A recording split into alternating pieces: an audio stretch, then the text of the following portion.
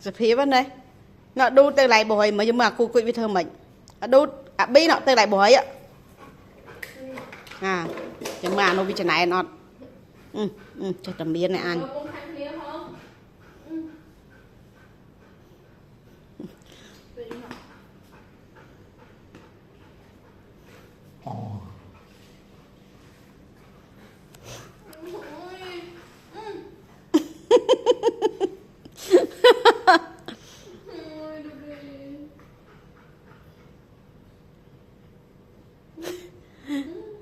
hè nó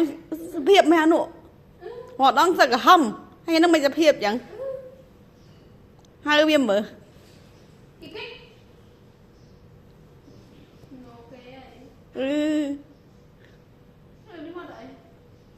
cứ cưới họ đang sợ cả hầm hay nó mới dập hiệp mày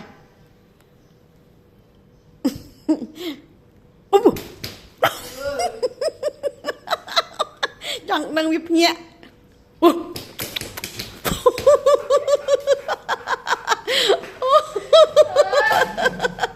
tao gì à cực cực